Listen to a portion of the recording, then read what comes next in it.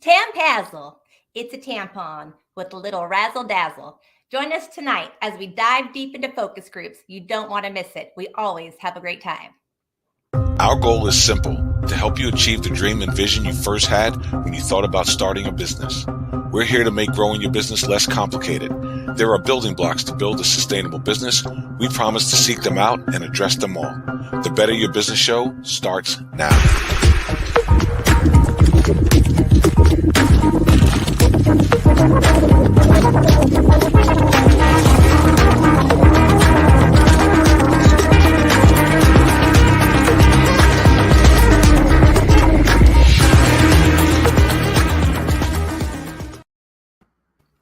Welcome to the Better Your Business Show. I am Natalie Essman, your host. My beautiful co-host, the coach for business, Miss Shanna Mavis. Hello. Hello. What are we doing? What are we are doing talking here? focus groups. All right, focus groups. Before we do that, I want to make sure that we call out all of the people that are going to be on here with us tonight. We've got David Richardson in the second half of the show. He's going to share some knowledge on focus groups. Amazing business credit guy. We've got Eva doing wellness for us, right? Yes. Benari, she's going to be talking about how to put together your care group. So that's going to be awesome with you. Her company is Elevate, and she is sponsoring You Define Wellness. Perfect. We also have our Just Good Business segment coming up. We're going to feature another business this week. And we have a Dear BYBS. Dear BYBS, we have Ed Oyama here giving a little marketing tip. So it's going to be a full house and a great time. It is. I had the most amazing time yesterday. Before we jump into that topic, I just have to call out Akbar Sheikh and the Coach's Secret. Amazing conference yesterday. He basically tells you everything you need. If you are a coach, I recommend that you either follow him or you go to the Coach's Secret. You've got to find him because it's, without boring everyone with a rags to riches story, it's a rags to riches story, right? But it's the make more to give more. It was a beautiful thought that he has, the idea of, let's make more money basically so that we can do more good, right? We can do so much more with what we have. And so that's the platform that they stand on. And you can see that he's just willing to, it was a full day, absolutely free.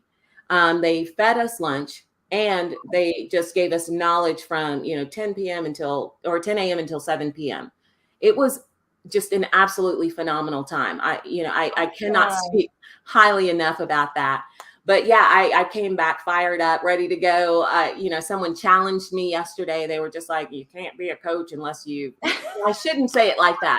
And he was telling me, he's like, you can't be a business coach unless you failed in business 147 times or something crazy like that. And I was like, all that does is tells me that you know how to fail in business. I want to win.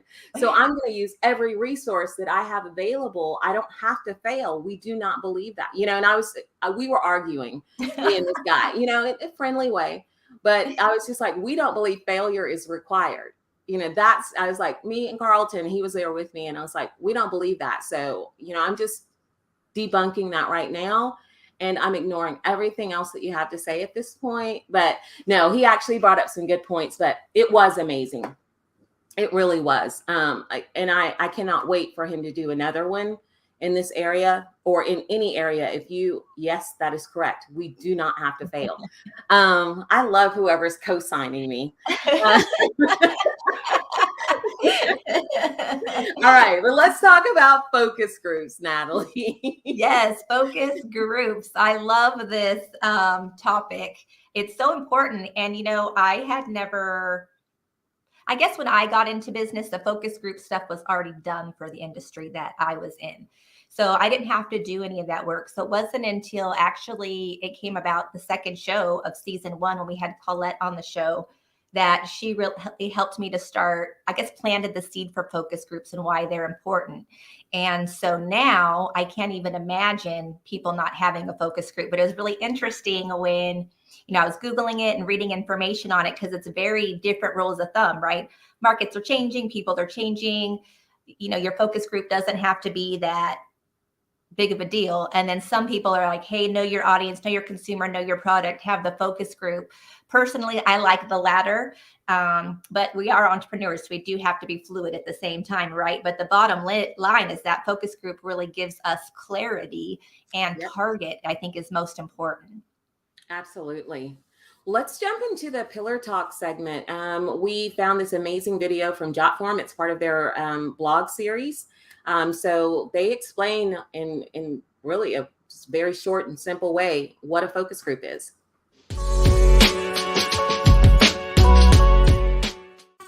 Focus groups are used by many organizations to gain insight into their audience. The applications of focus groups are nearly endless, as long as you organize them correctly. In today's video, we're diving into everything about focus groups, what they are, how and when to run them, and what they're useful for. I'm Sissy from Jotform. Let's get right to it.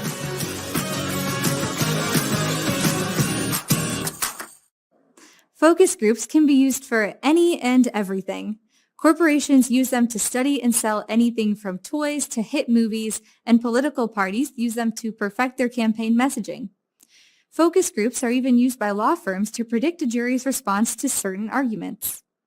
More likely than not, most of the products you've purchased have resulted from the opinions of a focus group in one way or another. But what are focus groups?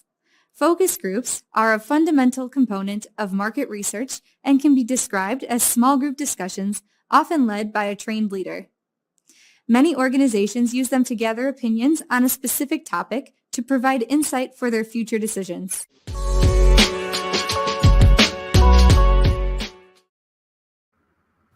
So my favorite thing out of that was the attorneys using them. And I remember, I don't know if you've ever watched the show Bull. No, I've never heard of it. Okay, so I hate that I said that out loud because no, I like the show, but I can't wait for people I know to just clown me on that. But yeah, there's been a couple shows you watched, Shannon. No worries. No worries on that. I'm like, what?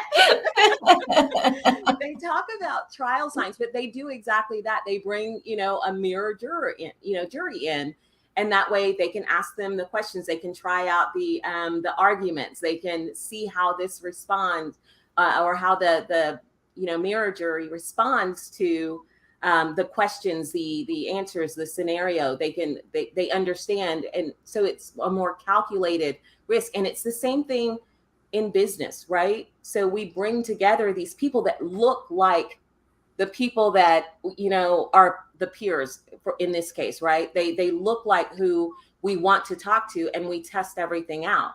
It's the same principle. I just love that they called that out.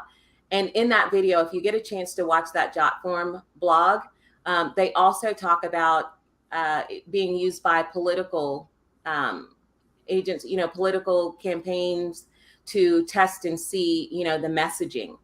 And I was just like, okay, so you can thank focus groups for whatever the election results were in your state. You have to blame someone. I was just like, oh, I guess they ran that by enough people that they thought it was good enough, because I was like, some of those political ads were terrible.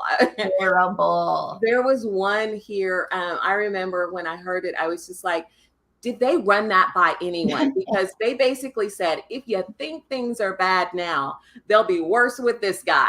It's just like, what?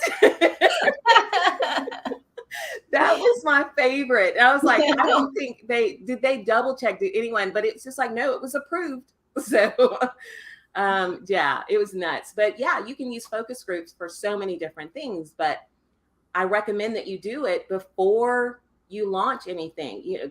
Get your idea validated. Yeah, it just made me think of our audience, honestly, and the transitions that we've made coming into season 3. I mean, we constantly are asking for feedback. What did you not like about the show? What did you like about the show? What would you like to see more of?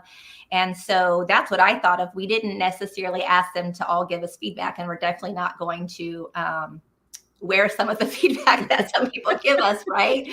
But for some people, we do want to know, and that's our audience. So it just made me think of them, right? So there you go, guys. There's permission again to give us feedback on what you feel is working. But yeah, right away, that's what I thought of. Yeah, I know that for our business, when we had the chicken business in Oregon, we pulled people out from our neighborhood. We were just like, hey, if you like fried chicken, come down here. We're doing this at our, in front of our yard. It's just right here, come for free. People in the neighborhood, the kids walked around, they grabbed their friends, and it was just like, share that so that we could find out. We got a chance to test the process and make sure that we knew how things would work. We could work the fryers, we could do all of those things, but we also got feedback from people that were right there. Hey, is this too salty? Is this good enough? Does the potato salad taste good with it? We got a chance to ask all of those questions to make sure before we asked people for money that this was a viable product, that they really liked it. I love that so much. I would definitely have been coming and having some fried chicken for sure. And how fun to really bring your community together at the same time too. I love that. It was a lot of fun. We would normally do something on the 4th of July, but this time it was just like, hey, we need you guys for real. We're trying to make some money here. So like, we already know they cook good over there, but we'll go. Yeah. We'll give them some feedback. This is horrible. You better make another batch. Oh, goodness. Okay. I think we need to look at, just to keep things moving, we need to do Just Good Business. Just Good Business. We have got one from Sammy's Avenue Eatery in Minneapolis, Minnesota. I heard about this on a video, another video as I was looking at focus groups and stuff. Someone mentioned them. And so we want to call this out. I love what they're doing. All right.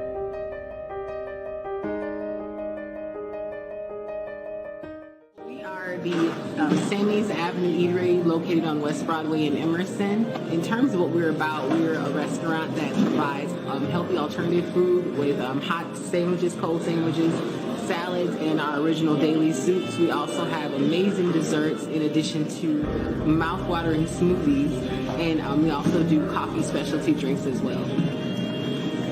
My favorite thing about West Broadway is walking outside and having different people yell across the street like, hey, how you doing? Or hearing a horn honk and knowing that you know people. My favorite thing about West Broadway is the community.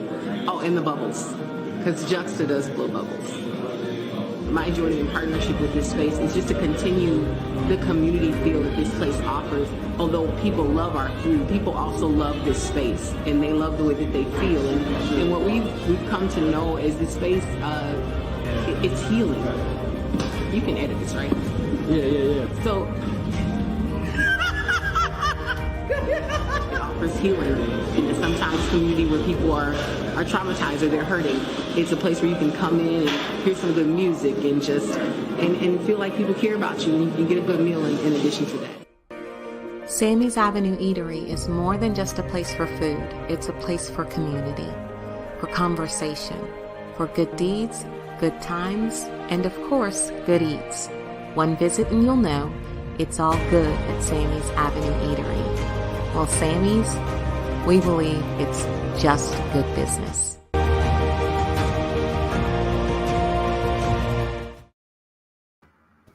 They just make you feel so good. I really do. I just felt so like I was going to a relative's for the holidays. Felt like you're at home, right? The guy's dancing at the cash register. It felt like that. It felt like comfortable. You want to go.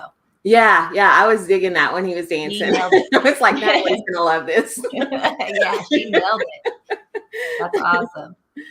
All right. I guess we are going to take a very quick break. We're going to hear something from Vault & Go, and then we'll be right back. Having a great business isn't enough. You need real exposure. Vault & Co. is a full-service digital marketing agency led by Bridget Brooks, a previous employee of Facebook and Groupon. Through done-for-you digital advertising and one-on-one coaching, get the exact paid traffic strategy that these digital giants have used to run wildly successful ad campaigns. Deliver the perfect message at the perfect time to your perfectly targeted audience. Book a consult today.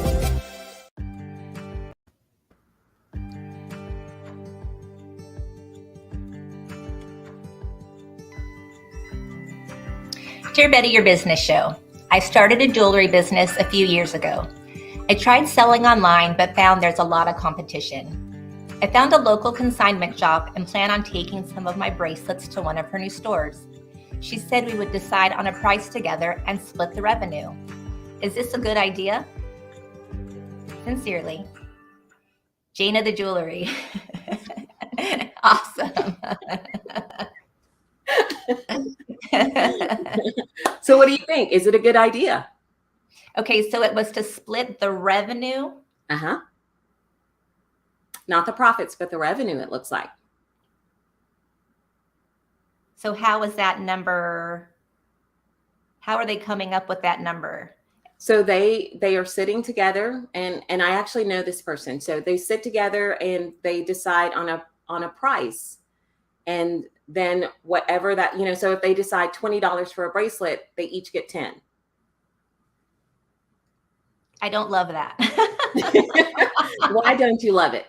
Because there's still the time that went into making the jewelry. And to me, that's the most valuable aspect of it, is our time.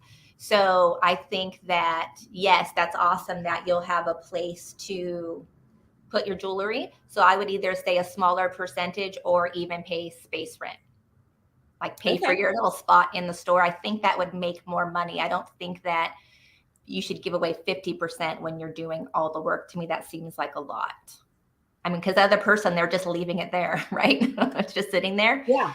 Yeah, I wouldn't give up 50% to leave a product in a store. That's just me. That's a lot.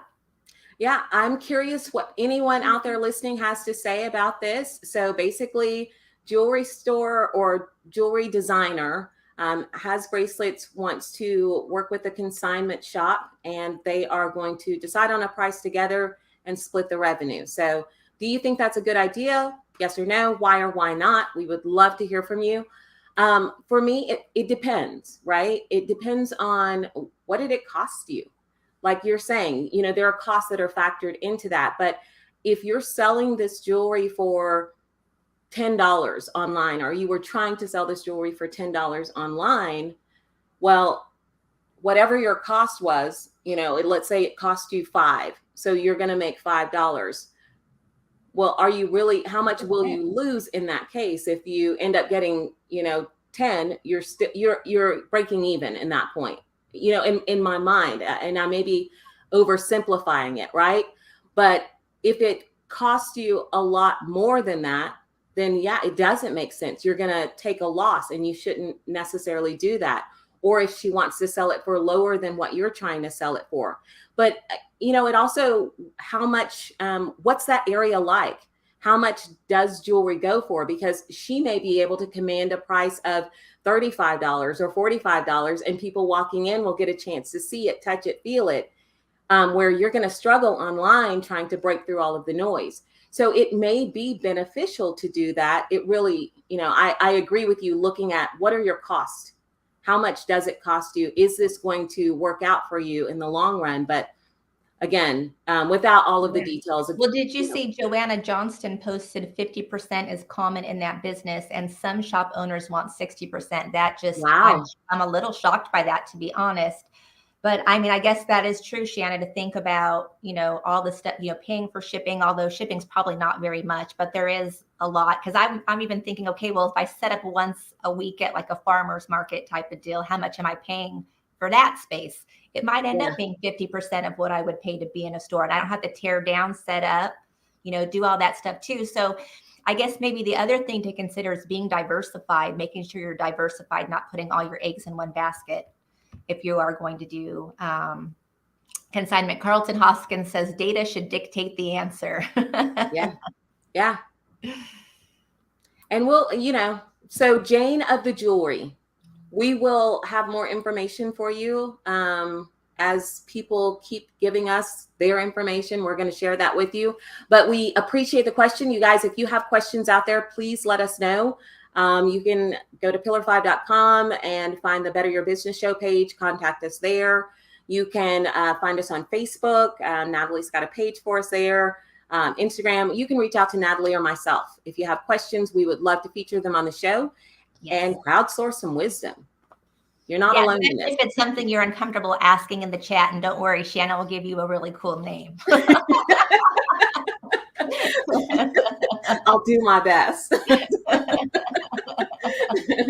All right, let's jump into why to use focus groups. We talked about, what focus groups are, but why do you need one? For us, we know, and we'll hear more from David, how important these are. Because if you don't understand, I guess it's just a missed opportunity. If you don't perform a focus group or run a focus group, it's a missed opportunity to understand more of what your customer wants from your customer. So it's, what are your thoughts on that, Natalie? So Carlton put in the chat, he put focus groups help you stay on track, building your product and service for your client and not yourself. And so what that makes me think of, and I know we are all guilty, is it's not an easy question. It's not easy to always get feedback, right? Because you're not always going to love the feedback. So that's the other thing too, is I think sometimes why people don't want to do a focus group or don't ask is because either they just know not to, or they don't know to, or they're afraid of the feedback, right? It's not always fun being criticized. But I guess let's jump into the why and hear what Jotform has to say about why you should run these. And then we can talk a little bit more about, what our thoughts are.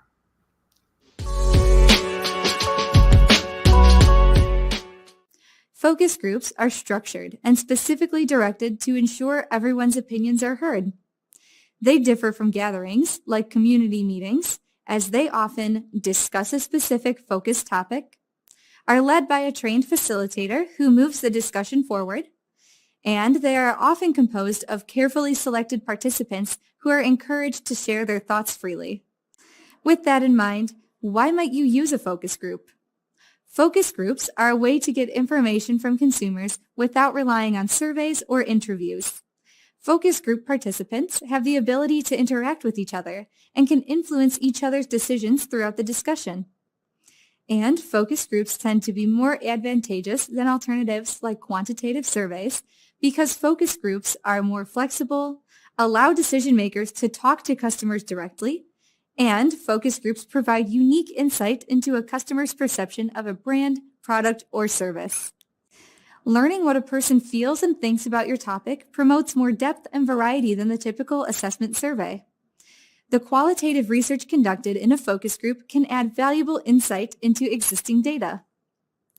For a successful focus group, you'll need to remember that the purpose is not for the group to arrive to a consensus. It's not the time to come up with a plan, but the time to focus on the perceptions of those in the group, who are ultimately representatives of your broader target audience.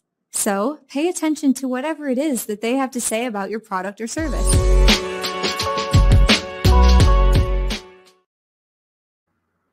Yeah, I was reading, and this is going to make me sound smart. I was reading the Harvard Business Review, but they were talking about, because I was trying to understand, just from a different perspective about focus groups, the data side of it, like Carlton is talking about, that data, having access to that. We've talked about this over the past couple of weeks, how your customers really want you to know them. They're willing to exchange information. They're willing to give you all of this as long as you just ask. And they want you to take that information and build the product for them. It's like Carlton was saying, it makes sure that you're building a product for your client, not yourself. If you spend the time talking to people in focus groups and getting that information, trying to understand how they feel about things, it's just going to make it so much easier for your marketing messaging. It's going to make it easier for pretty much every aspect of your business, because you're not going into this blind. You're walking into it with full knowledge of, what your clients are feeling about what your product idea or service is. It just makes you better at sales, Yeah. right? Working smarter, not harder. It's hard to not make the sale when it's your exact person that wants what you're selling, right? And I'm a big component of working smarter, not harder. You walk in, needs-based selling. You're giving your client exactly what they want. Why wouldn't they say yes? Yeah, I would. I'd say yes. And interestingly, and it's not that difficult. And I'm so excited to have David come on and talk to us more about the practical side of it. The how do you set up focus groups, and some of the questions that we put out there earlier, so that the audience would know here's our thought process on this. We want you to understand what to do with this information, how to set this up, not just the what, the why, the who, but we want you to have an in-depth understanding of this whole process, because it is tremendously important as you're building a business. I don't know how many successful launches have happened without going through this process, or how many businesses have stayed in business without going through this process at some point, without checking with their clients in some way, shape, or form. I just can't see a successful or sustainable business without this step. Agreed. Definitely. It makes me even think of the restaurant industry. Whenever a restaurant is open, they have that pre-grand opening. That's your focus group, right? Yeah. They're coming in, you're practicing your time with them. They're looking at the environment. They're trying the food. They're giving you the feedback on the food. And obviously it's free for them. So they're going to give you good and bad feedback, hopefully not just bad if they're not paying for it, right? But it's to go have a good time. And there's your focus group right there, so that when you have your actual opening, you're on point, right? Yeah. They even do that with the staff. I mean, trying every wine in the house, every cocktail, everything, because that's your focus group. Yeah. Yes, many companies do it quarterly to test branding, product development, messaging, and more. That's from Carlton. And that's one of the questions that we had. How often should you do this? But I know that it is time. We want to focus on the business owner, not just the business, because it will not run the same without you. This is your vision, your baby. So we want to make sure that we spend time talking about wellness of the business owner. So without further ado, we're going to jump into the You Define Wellness, Building a Better You segment. Yes.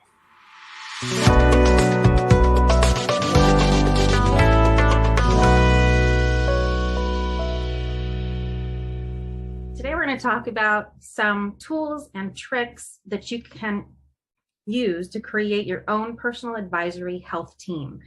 And it can be so daunting to attempt this if you've not had any guidelines to work with before. Nobody really talks about this, but everybody seems to be aware of, and I hate generalizations, but I'm going to use them here. Everybody seems to be aware of what's available through their insurance companies. And I'm here to say there's a bigger world out there that we can tap into. We just simply don't have the strategies and the tips and tricks to how to do that. So I'm going to share that with you today. So if you've ever gone onto any search engine and typed in alternative medicine, you might be met with a daunting number of returns.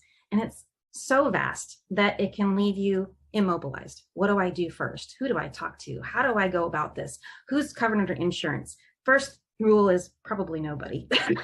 So if you can put yourself into a state of, I'm going to create a health advisory board where I am the CEO, I'm the person in charge of this, then you're going to have a better time and a better understanding of where to make your decisions and how to go about it. So this is the number one thing that I hear from a lot of people. Eva, I'm really interested in hiring alternative medicine practitioners. I just don't know where to start. And a baby step towards that is you have insurance that covers some of these alternative medicine practitioners, and to go about finding doctors that are currently on your practitioner list that are willing to have conversations with you that are more inclusive, that they have time to speak with you, is to call their offices and interview them. If they have a few minutes and are willing to talk with you over the phone, rather than trying to scoot you in and squeeze you in between their other appointments and just diagnose you and move you on about your way, then you're going to have a lot more luck communicating your concerns and getting a conversation going where that doctor is now part of your advisory board and not a decision maker for you. And there's a big difference between those two. And so if you can practice into that place of understanding you have an advisory board that you take on information and then you learn to make your own decisions about your healthcare, this is where you want to be in alternative medicine. Secondly, alternative medicine and complementary medicine is an American made-up terminology.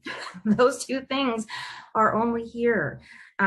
When it comes to what we call traditional medicine here in the States, it's not really traditional. This is medicine that's based on medicine school as derived through the pharmaceutical industry. So yes, we need medicine at times, absolutely, but it's not the end all to our ability to take care of ourselves. So when we go outside of the United States, we look at other practicing doctors, practitioners, they include alternative and holistic healing as part of medicine. And if you keep that in mind, then you're on your way to creating your own alternative medicine healthcare advisory board.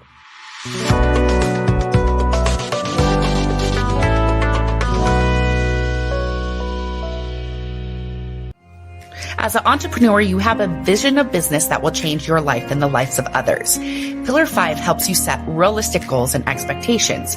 When you choose Pillar 5, you can be confident that a team of experts has your back at all times. Regardless of where you're at in your journey, we want to ensure that your business survives, grows, and flourishes. You'll know which step to take as you build your business in sustainable and successful. No more guessing where your business could be or where it's going. Join Pillar 5 today.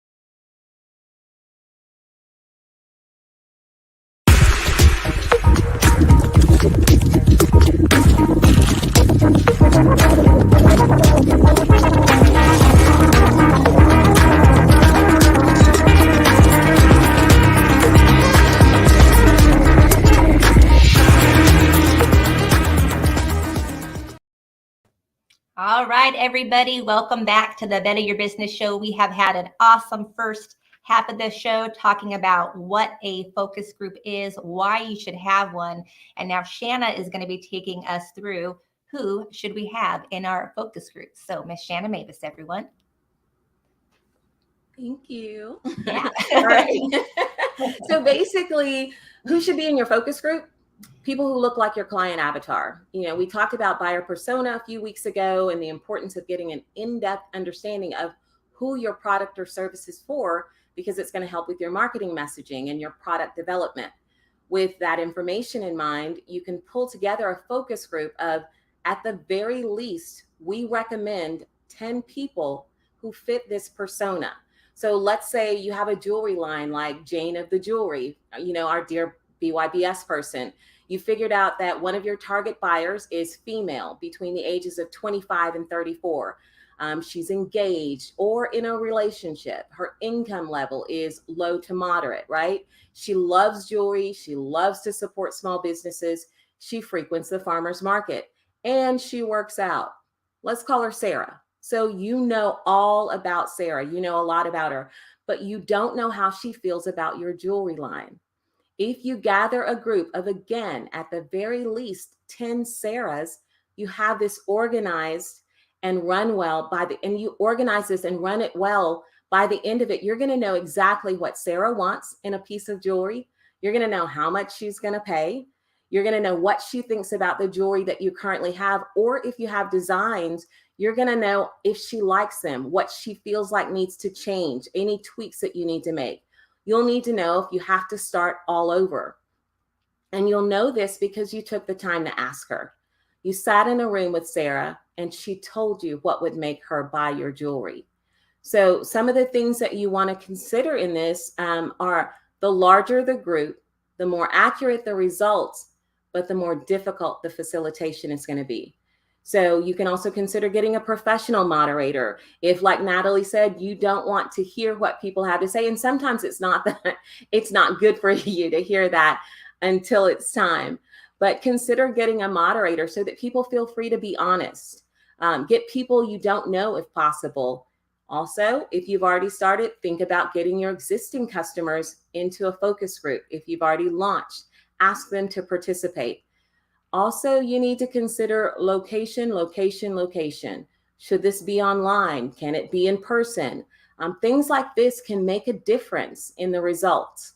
You can even consider, and David might, he's going to address this a little bit later, but you can consider giving a gift for each participant as either incentive or thank you or both. These people that are joining this, if they're in your target demographic. So by the end of it, you're going to have invaluable data, and maybe you'll have started building some brand loyalty or a little hype around your business. So where do you find Sarah? That's another thing that we want to talk about, is where do you find Sarah if you're bootstrapping? Social media is a great resource for finding people in your ideal demographic because of the, hyper targeting that you can do on most of those platforms. You can create an organic post. So again, doesn't cost you anything, and ask people to share or run a paid ad if you have money in your budget. If you have a marketing expert on your team, however, lean into their knowledge and experience on the types of questions you should ask and the best way to gather the people. Let them drive this process so that you can focus on other aspects of your business and prepare for implementing any necessary changes to your product or service. If you don't have anyone on your team, you may have to step up and do it, but whatever you do, please make sure you don't skip this valuable step in the process. Awesome. And I'm done.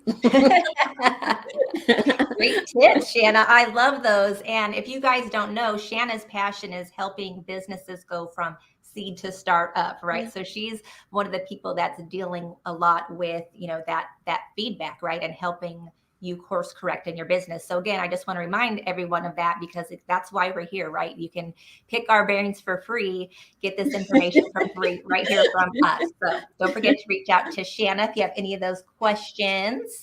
Yeah. And are we ready to segue into our guest expert? We are. Okay. So we have David Richardson with us tonight. He is with Jay Galt. He is the business credit guy, but he's also a business coach and a business consultant. So he's dealing with focus groups all the time too. He has vast experience in this area. David Richardson, the business credit guy. Welcome to the. I'm a badass woman. What's wrong with that? Can't hold me back. Yeah, I'm a badass woman. Well, I had no idea that's who I was. Carlton is just addicted to that. But you're definitely badass, David. You are definitely badass. I got it. I'll take it. I love it. All of our guest experts actually start by doing a little song and dance for us. So that was really your intro. There you go. That was me. I got you. Awesome. Well, welcome. We are excited to have you here and to talk about focus groups and how important they are. So why don't you go ahead and kind of get us started? Get us started with where you think is the most important part of having a focus group. I think just in my experience, just being able to either, is that my screen? Oh God. To either do it or you don't do it, or you do it too late. So I know that a lot of times, sorry, is that my screen, guys? You look great. All right, my screen is kind of fluttering, but I think that's the main thing. People, the clients that I usually run into, they have skipped this step and they're deeper into the process, and a lot of times it just takes more time to go back and kind of revisit the subject. So that's the main thing. Just to answer your question, either people are not doing it. Or they're doing it later in the game than they should have, and now they have to retrace their steps. So, well, when we were talking before the show, David, you and Carlton, Natalie, and I were having a conversation about what focus groups are.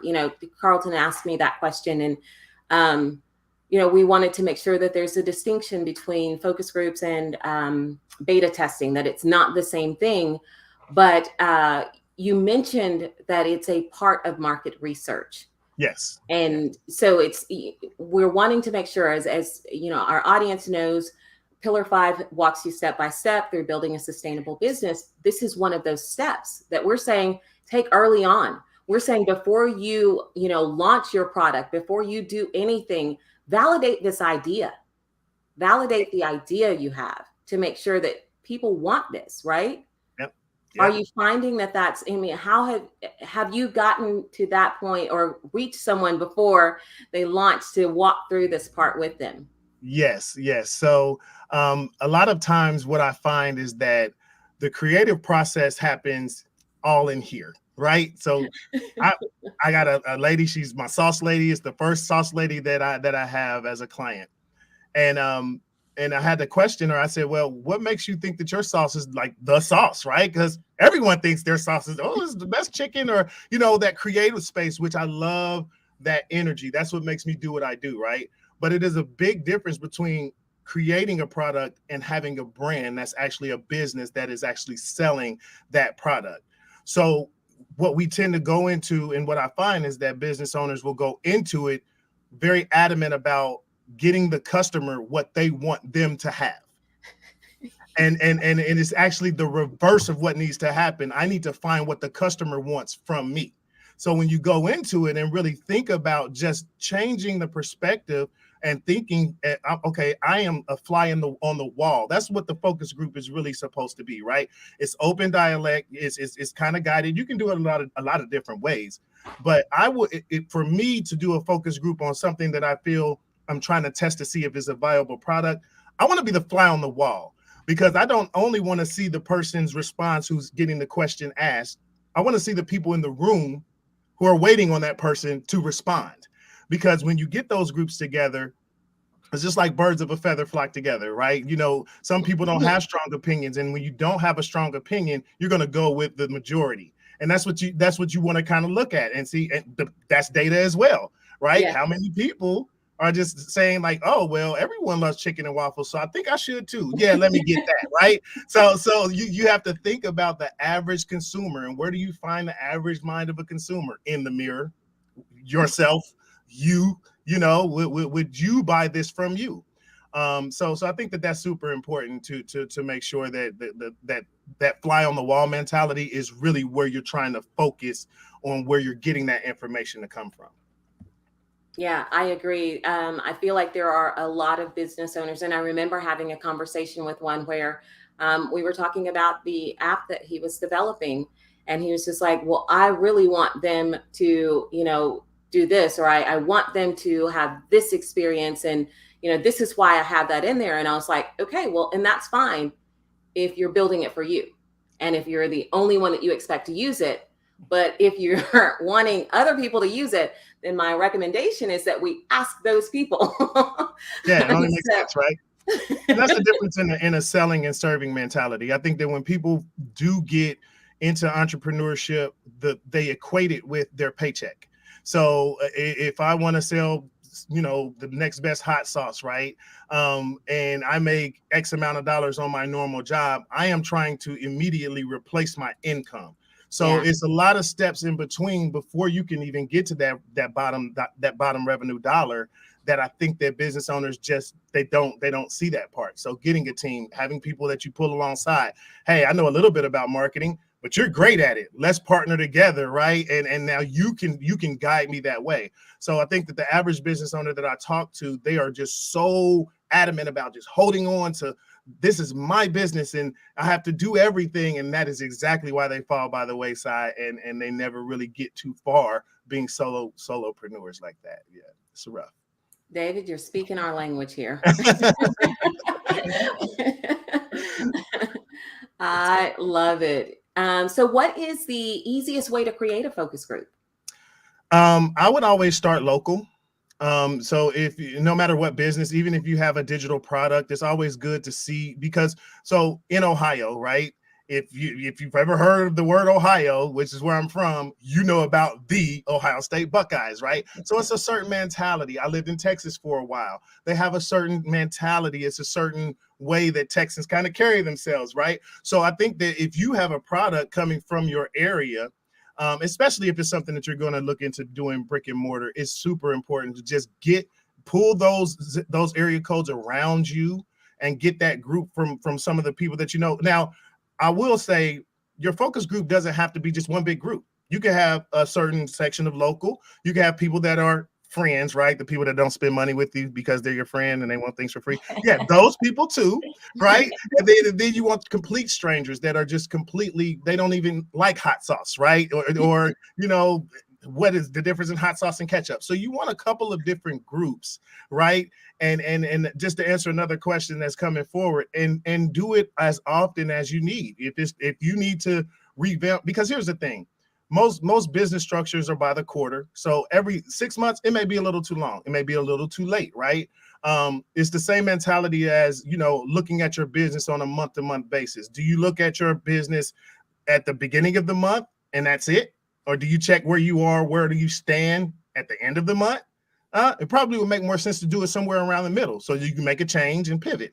So it's the same scenario. Look at what the data is telling you from the first one, make the adjustment, throw it back out there and do it all over again. And it should be a staple in your business. It's just not at the beginning stages of it, because as we evolve, as you see with the elections and everything, hey, price can be $10 tomorrow. We don't know. That changes how a business structure. That changes what you spend your extra or your extra money on, right? So those are just some things to think about, that the industry is ever changing. I love how you talked about starting in your own zip code. I never would have thought of that, but it's so true because mentalities are different. And so I love that you shared that, because mentality. The only thing I know from Ohio is the Buckeyes. That's the first thing I got, right? We'll focus group here. No. Right. But it's true. It also made me think of barbecue sauce. I don't know why, but made me think of barbecue sauce. And if, you know, like some states are partial to a white barbecue sauce, which I've never even tried one before, because it just makes me think that's gravy. That's not barbecue sauce, right? Or brown and white gravy.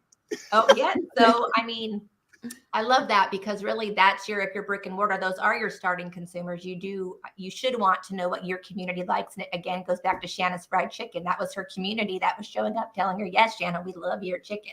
Yeah. Right. So I love that. Good. Yeah, I believe it. I believe it. All right. So we're going to go into a quick break, I think, right? And we'll be right back. And then we'll be right back with David. All right. A wise man once asked, what if starting a business was like jumping out of a plane? And like 76% of businesses, what if 76% of parachutes failed before you reached the destination? What about those of you who have already jumped? Well, you may still have time to check your business.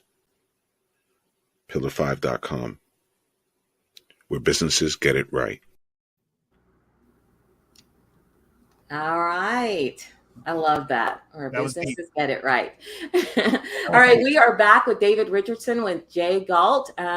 Tonight, instead of talking about business credit, which we are looking forward to that series that's coming pretty soon to the Better Your Business show, David's going to be walking us through building business credit, which we all need. Super knowledgeable. We're talking tonight about focus groups and the importance of this aspect of market research, how it's going to benefit you, who you should have in your focus groups, the easiest way to set one up. David, one of the things what do you think about the incentive piece? I really want your opinion on that. So I will go back to the bracelet. Okay. If it makes sense. So with the bracelet, I'll touch on that really quick. I see that it was a lot of, chatter about, is 50% too much? Is 60%? Here's the thing. Do you have a marketing budget? Right? If you have a marketing budget, you can easily go and dump it into SEO. You can dump it into ads. You can dump it into a lot of things. But isn't marketing getting your product into places it normally wouldn't be?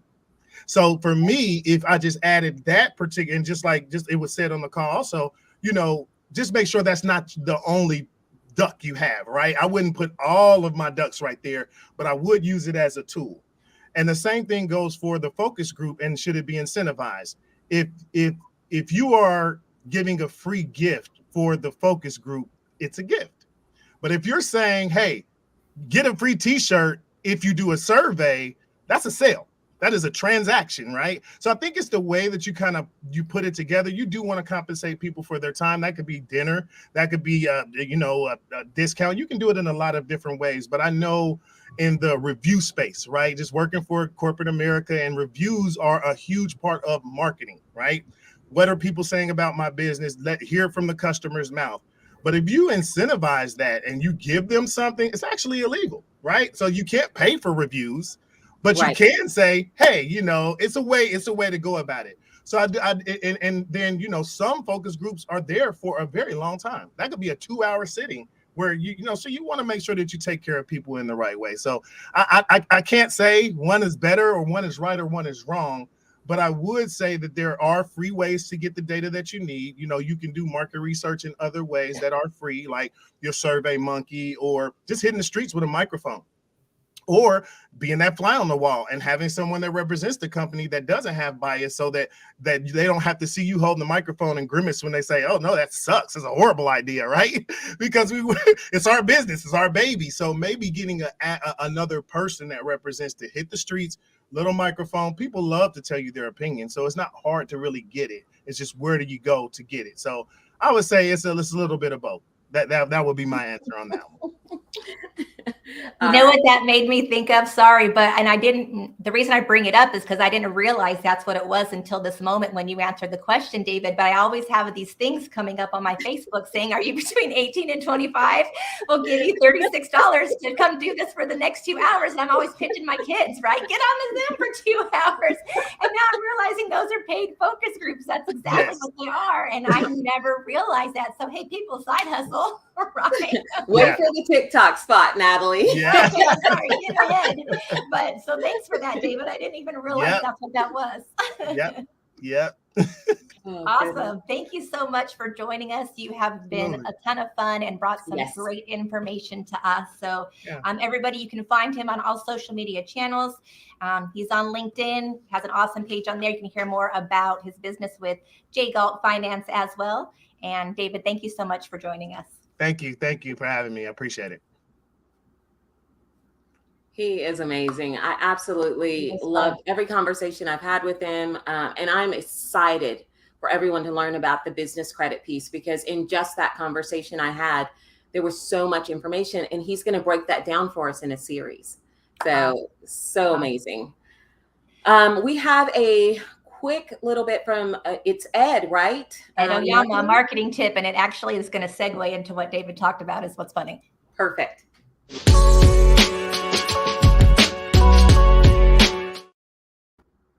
And now we'll go to marketing.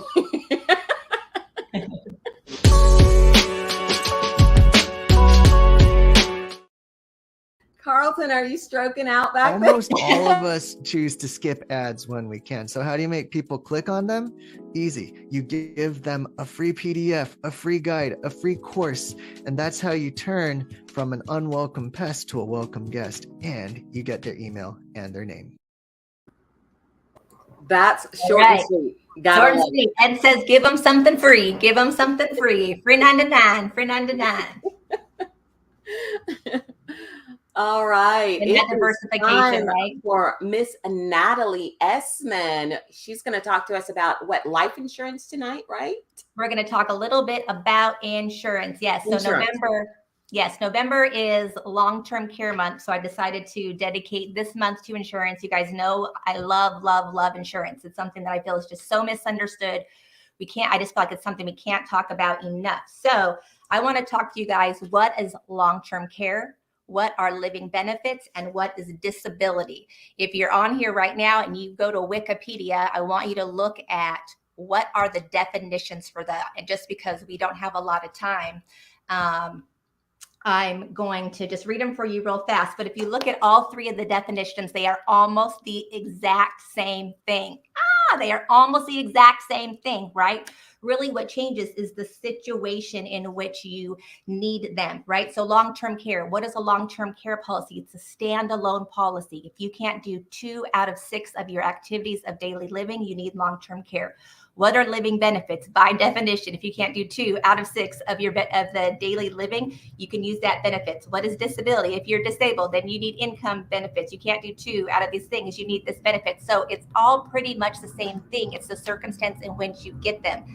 Living benefits are connected to your life insurance policy. You guys know that I'm a big component for those because why? I love bang for your buck. I feel like you get the best deal and the best protection with a life insurance policy with living benefits. But hey, it doesn't always happen this way. I got a referral this week. He's a chiropractor. He is a business owner. He had a stroke. He has 0 life insurance, 0 living benefits, and he does not have disability. He just had a stroke. He is going to be fine. Thank you, God. But let me tell you something. Every 40 seconds, someone has a stroke. So it's not uncommon to have one. Do you think after just having a stroke, he is going to qualify for life insurance? No. So that takes them off the table for him. He can't qualify for it in that regard. Something that we're going to use, this is what I like to call one of my legal loopholes. One of my tips is I'm going to set up because he's a business owner, I am going to set up a group life insurance policy for him with living benefits. He doesn't have to qualify medically. He still gets that benefit for himself and his business, and he's able to leave a death benefit to his family, continue his business, whatever he needs to do with that money. So that's one of the ways we're able to use a group life insurance policy to get him life insurance and to get him those disability benefits. So I know that was a lot, but again, you can always reach out to me. Next week, I'm going to continue the theme of life insurance, and I'm going to dive deep into key man insurance, life insurance, and a buy-sell agreements. What do they have in common? If you can drop it in the chat, like not in an hour because you Googled it. If you can drop it in the chat, I'll send you a free gift. I'm going to take Ed Oyama's marketing ploy, but what do they have in common? That is the question. Buy-sell agreement, life insurance, and a key man policy. And that's your Money Minute. This is why we're friends. This is why. Life insurance! Yes.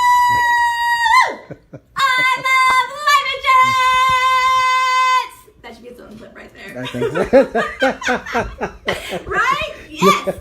It's true though, I do love life insurance, and I love life insurance because we just don't understand it. Look, bottom line is I love money. I love educating people on finances because we are never taught this stuff, and money is a tool that we use every single day. It is very, very important that we understand how it works. I'm sure you would agree with me, and that is why you're here. So let's talk about life insurance because I love it. People always ask me, Natalie, what is the right type of life insurance to buy? Is it term insurance? Is it permanent insurance? Should I buy term and invest the difference? What's the best company to go with? I'll tell you this right now, it's really depending on you, your family, what your needs are, and your budget. The most important thing is that you sit down with a financial professional that has access to both. That is most important. Let's talk about a website that can make on average $100 an hour. I made $1,000 my first week of doing this side hustle. So I made $350 today attending a focus group. I got there at like 7:45. Just me in the elevator by myself. They served us breakfast. It was mid. Then they put us in this little room with mad chairs. They said the attire was business casual. Just me chilling in my hoodie. We was like on a mock jury. Then they made us answer questions on these little iPads. Then they gave us lunch. I enjoyed lunch, honestly. And then this is me being dead bored for the last 3 hours. And then I made my money. So TikTok is teaching you to make money on focus groups. That's why when you said that, I was just like, yeah, that's all. If you search focus groups, that's what you're going to see is a million different videos where people are like, hey, side hustle, make money doing a focus group. And I was like, hey, maybe I should do that. Right? I mean, serious, right? There's no excuses. There are so many ways to make money, people, just so many ways. It's like, right? Come to the Better Your Business show. We will always show you where the money's at. I love it. This has been a great conversation about focus groups, Natalie. David really Richardson was amazing. Ed Oyama, Eva, I keep blanking her last name. Eva Venari. Avenari? Venari. Vennari. Yeah. I think it's Italian. That's my theory. So yes, thank you everyone who supported the show today. Thank you to everyone who, our audience who came and joined us. And thank you to all of our sponsors, to obviously my amazing co-host, Miss Shannon Mavis. Have a wonderful week, everyone. And remember, do something today that will help you better your business. Go to pillar5.com and take your free assessment. We will see you next week. Have a great day, everyone. Our goal is simple: to help you achieve the dream and vision you first had when you thought about starting a business. We're here to make growing your business less complicated. There are building blocks to build a sustainable business. We promise to seek them out and address them all. The better your business